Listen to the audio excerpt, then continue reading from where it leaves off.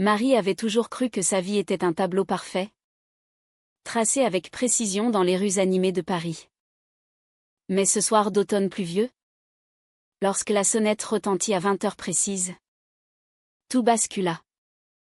Sa voisine, Élise, apparut sur le seuil, trempée, un sourire hésitant aux lèvres, demandant simplement un peu de sucre pour son thé et en quelques minutes. Cette requête anodine déclencha une chaîne d'événements qui brisa le fragile équilibre de son existence, la forçant à affronter des vérités enfouies depuis des années. Marie ouvrit la porte, surprise par la silhouette familière d'Élise, qu'elle avait croisée tant de fois dans l'ascenseur de leur immeuble haussmannien du 5e arrondissement. Élise, avec ses 32 ans, était cette femme indépendante qui travaillait comme avocate dans un cabinet réputé. Toujours impeccablement vêtue, exhalant une assurance qui intimidait un peu Marie.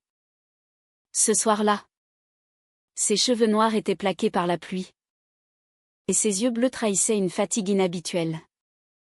Désolée de vous déranger, Marie. J'ai oublié d'acheter du sucre. Et je n'ai pas envie de ressortir sous cette averse, dit Élise d'une voix douce, presque apologétique.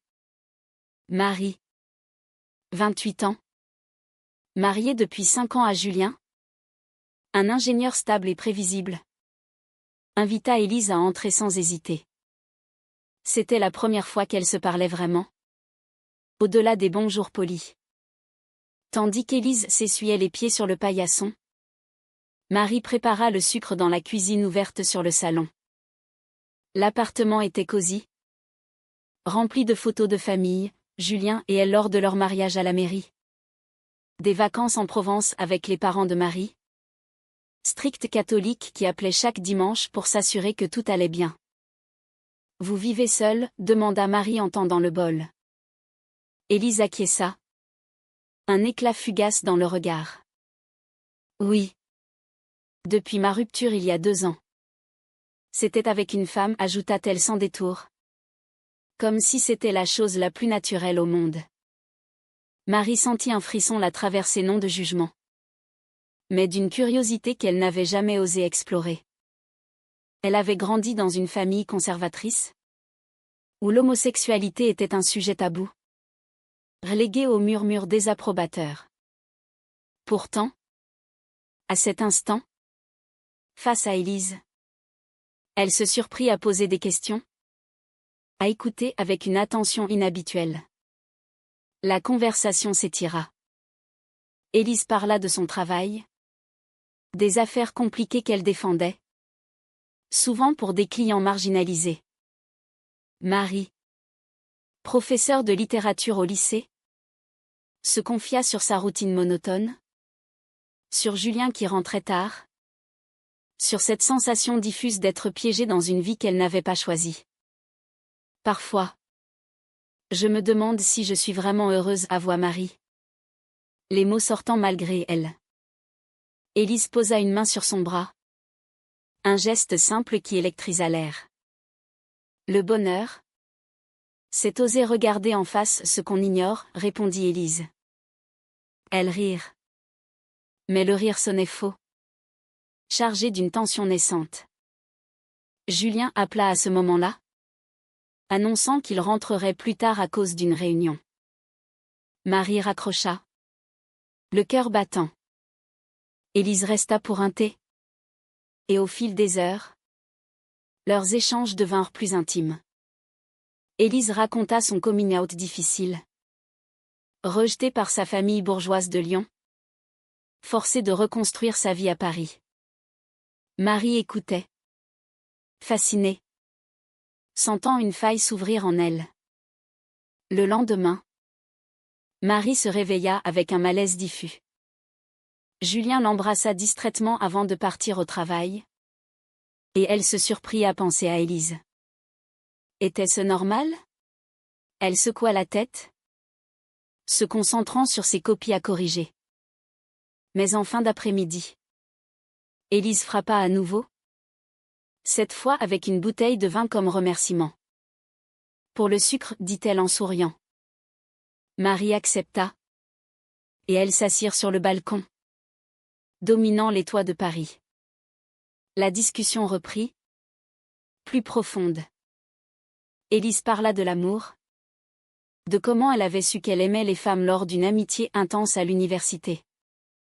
Marie rougit, avouant qu'elle avait eu des doutes adolescents, vite étouffés par l'éducation rigoriste de ses parents.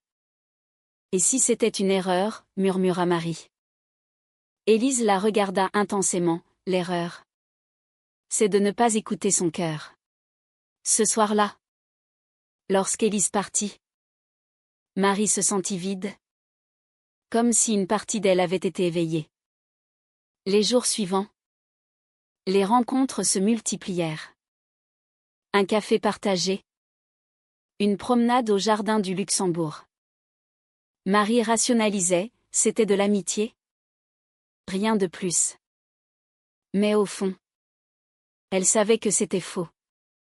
Julien remarqua son distraction, l'interrogea gentiment.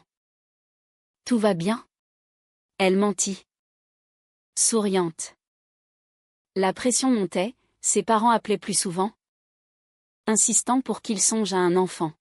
« C'est le moment. » Ma chérie, disait sa mère. Marie paniquait intérieurement, imaginant une vie figée.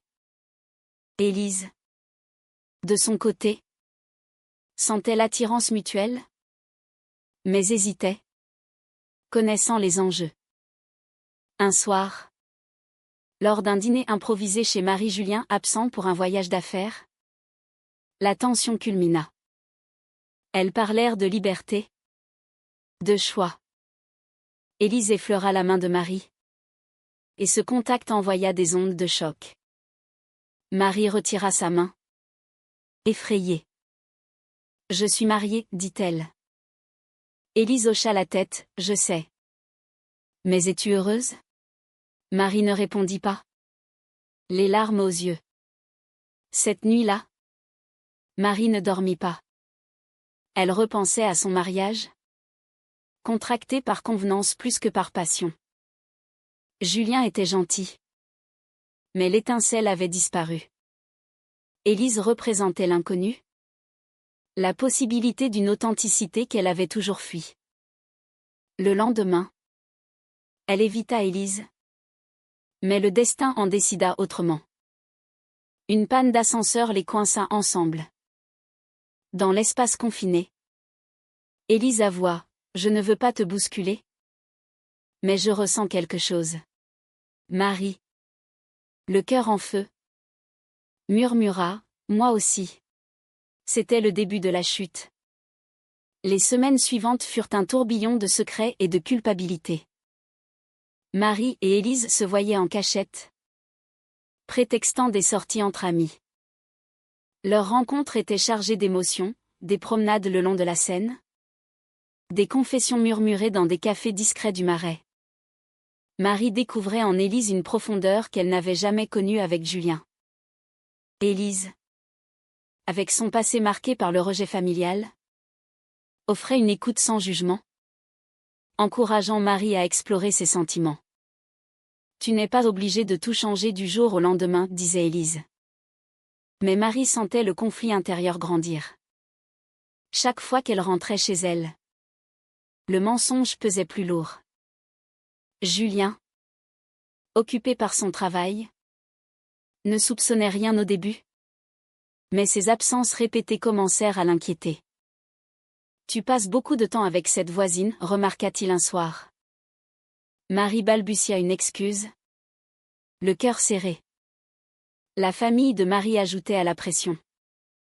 Lors d'un déjeuner dominical chez ses parents, dans leur appartement bourgeois de Neuilly, sa mère insista sur l'importance des traditions.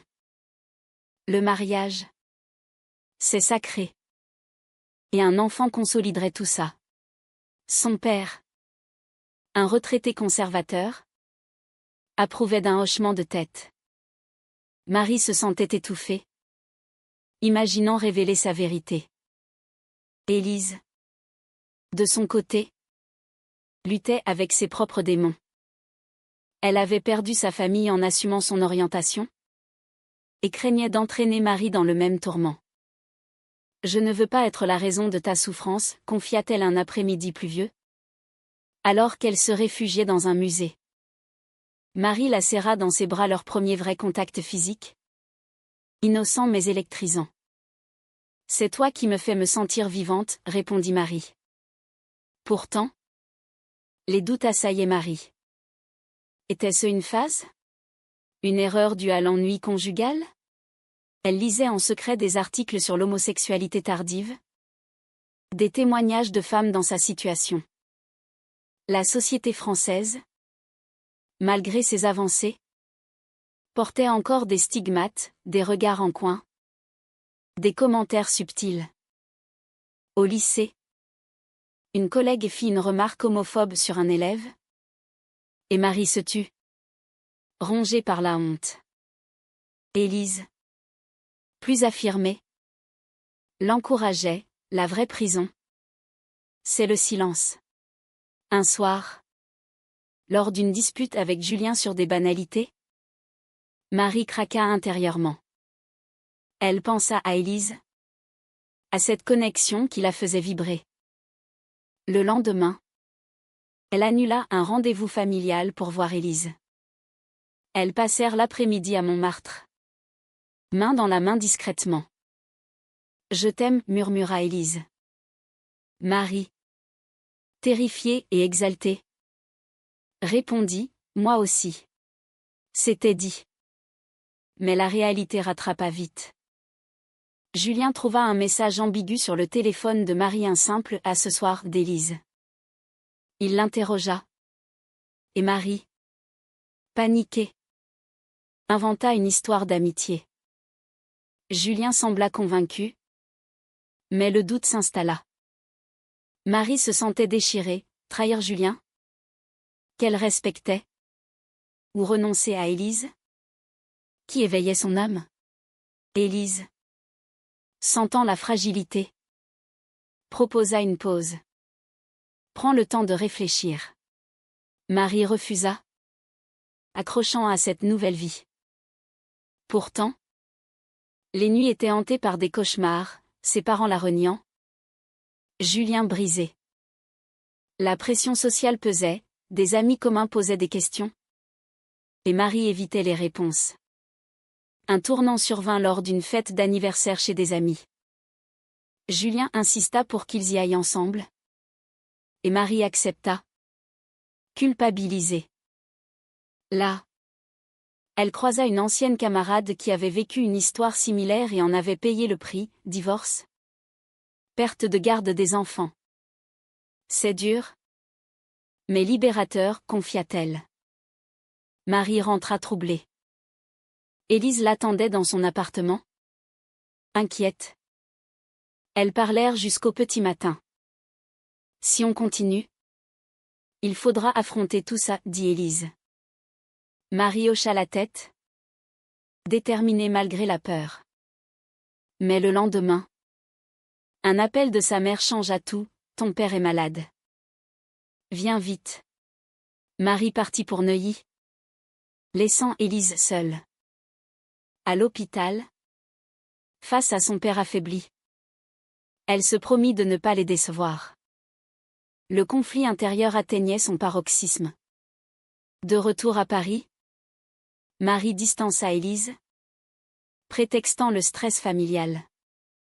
Élise, blessée, insista, ne te mens pas. Marie craqua, avouant ses peurs. Elles se disputèrent pour la première fois. Élise accusant Marie de couardise. Tu préfères une vie fausse? Marie partit en larmes.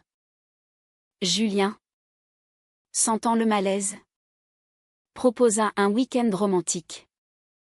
Marie accepta, espérant raviver la flamme. Mais pendant le voyage en Normandie, elle pensa constamment à Élise. À leur retour, elle trouva un mot d'Élise, je pars pour Lyon. Chez ma sœur. Réfléchit. Le vide s'installa. Les jours sans Élise furent un supplice pour Marie. Elle errait dans son appartement, hantée par les souvenirs. Julien, attentif, tentait de la réconforter, ignorant la vraie cause de son tourment. Peut-être qu'on devrait consulter un thérapeute, suggéra-t-il. Marie refusa, terrifiée à l'idée de révéler ses secrets. Au travail, elle se concentrait difficilement, ses élèves remarquant son absence d'esprit. Un soir, elle appela Élise, mais celle-ci ne répondit pas. Le silence amplifiait ses doutes, avait-elle tout gâché pour une illusion? La société pesait lourd, des débats télévisés sur le mariage pour tous rappelaient les divisions persistantes en France. Marie se rappelait les manifestations contre, auxquelles ses parents avaient participé discrètement. Enfin, Élise rappela. Je suis revenue. On doit parler. Elles se retrouvèrent dans un parc, sous un ciel gris. Élise avoua avoir vu sa famille à Lyon, ravivant de vieilles blessures. Ils m'ont rejetée parce que j'aimais une femme. Je ne veux pas que tu vives ça. Marie, les larmes coulant, confia, mais sans toi. Je meurs à petit feu. Elles s'embrassèrent pour la première fois. Un baiser chaste mais passionné, scellant leur lien. Pourtant, la joie fut éphémère. Julien découvrit tout par hasard, un email mal fermé sur l'ordinateur de Marie. La confrontation fut violente. C'est elle? Depuis quand? Hurla-t-il. Marie, effondrée, avoua. Julien, trahi, parti chez un ami. L'appartement devint un champ de ruines émotionnelles. Marie se réfugia chez Élise. Elles passèrent la nuit à parler, Élise la soutenant. On affrontera ça ensemble. Mais le lendemain, les parents de Marie appelèrent, alarmés par Julien. Que as-tu fait? Cria sa mère. Marie, tremblante, raccrocha. La pression familiale culmina lors d'une visite surprise. Ses parents débarquèrent, exigeant des explications. C'est une phase. Pense à ton mariage. Adieu, tonna son père, remis de sa maladie. Marie, soutenue par Élise qui resta en retrait, tenta d'expliquer, j'aime Élise. C'est réel. Le choc fut palpable. Sa mère pleura. Son père partit furieux. Tu n'es plus notre fille, lança-t-il. Marie s'effondra. Le prix de sa vérité la frappant de plein fouet. Élise, marquée par son propre passé, douta, suis-je égoïste de t'avoir poussée? Marie la rassura. Mais intérieurement, elle questionnait ses choix. Était-ce moral de briser un mariage? La société jugeait, des amis se distancèrent, des collègues murmuraient.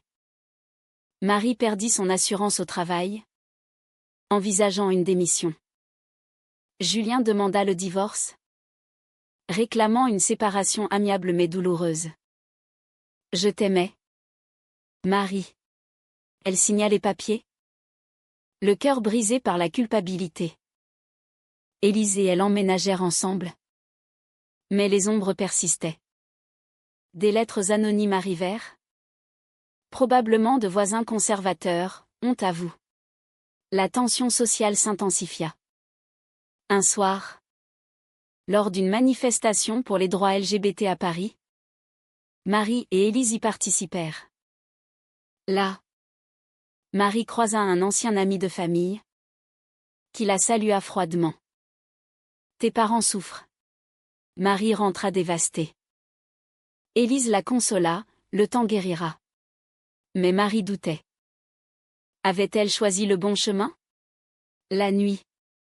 Elle repensait au sacrifice, Julien seul.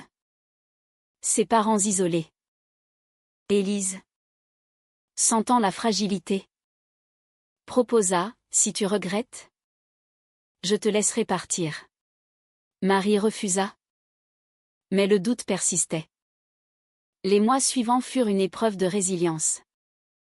Marie et Élise construisirent leur vie commune, affrontant les tempêtes. Au travail, Marie trouva du soutien chez une collègue lesbienne, qui partagea son histoire. La liberté a un prix, mais elle vaut chaque larme. Inspirée, Marie reprit confiance, excellant dans ses cours sur la littérature engagée. Élise, de son côté, gagna une affaire pro bono pour une victime de discrimination homophobe, renforçant son engagement. Ensemble, elles affrontaient les regards, les commentaires. Mais les conflits internes persistaient. Marie rêvait souvent de Julien, rongée par la culpabilité. Ai-je été égoïste, se demandait-elle. Élise, patiente, l'encourageait à consulter une thérapeute. La famille de Marie tenta une réconciliation forcée. Sa mère appela, « Viens seule ?» Sans elle. Marie refusa, imposant ses termes. Lors d'une rencontre tendue dans un café, sa mère pleura, « Nous t'aimons. Mais c'est contre nos valeurs. » Son père resta silencieux, inflexible. Marie partit blessée, mais déterminée. « Je ne renoncerai pas à moi-même. » Élise la soutint. Mais avoua ses propres peurs, et si on nous rejette partout? Elles décidèrent d'adhérer à une association LGBT, trouvant une communauté. Là, elles entendirent des histoires similaires, trahison, perte, mais aussi triomphe. Un drame inattendu frappa, Julien, dans sa douleur, révéla tout à des amis communs, déclenchant une vague de ragots. Marie perdit une amie d'enfance, qui l'accusa de mensonge. « Tu as détruit une famille. » Marie, effondrée, confronta Julien. « Je suis désolée, mais je ne pouvais plus mentir. » Il admit, « Moi aussi. J'ai ignoré les signes. » Une paix fragile s'installa. Élise, jalouse au début, comprit. Mais la société continuait à juger. Un article dans un journal local sur « Les divorces modernes » cita anonymement leur cas, amplifiant la honte. Marie se battit, écrivant une lettre ouverte sur un blog, défendant son droit à l'amour. Le point de non-retour arriva lors d'une crise personnelle. Élise reçut une offre d'emploi à Bordeaux, loin de Paris. « C'est une opportunité, mais je reste si tu veux. » Marie, face au choix, paniqua. Partir signifiait couper les ponts définitivement avec sa famille. Rester, stagner dans les conflits. Elle choisit de partir, sacrifiant le peu de liens restants. Ses parents la prirent et coupèrent tout contact. « Tu as choisi ton camp. » Marie pleura des nuits entières, le prix de sa liberté pesant lourd. Élise la serra, « On reconstruira. » À Bordeaux, elles commencèrent une nouvelle vie. Mais les cicatrices persistaient. Marie trouva un poste dans un lycée progressiste. Élise excella. Pourtant, les doutes moraux hantaient. Avait-elle le droit de poursuivre le bonheur au détriment des autres? À Bordeaux, Marie et Élise bâtirent un foyer stable, entouré d'une nouvelle communauté ouverte. Les promenades le long de la Garonne devinrent leur rituel, un espace pour guérir. Marie, avec le temps, pardonna à elle-même, acceptant que ses choix, bien que douloureux, étaient nécessaires. Élise, plus sereine, renoua même avec sa sœur, qui les invita. La famille. C'est ce qu'on choisit, dit-elle. Marie envia cette paix. Toujours en deuil de la sienne. Des lettres à ses parents restèrent sans réponse. Mais elle persistait. Au travail, elle intégra des thèmes LGBT dans ses cours, aidant des élèves en questionnement. Votre vérité compte, leur disait-elle. Pourtant, un événement inattendu raviva les blessures. Julien se remaria, et un ami commun l'informa. Marie ressentit un pincement, mélange de soulagement et de regret. Il mérite le bonheur. Élise, sécurisée dans leur relation, encouragea Marie à clore ce chapitre.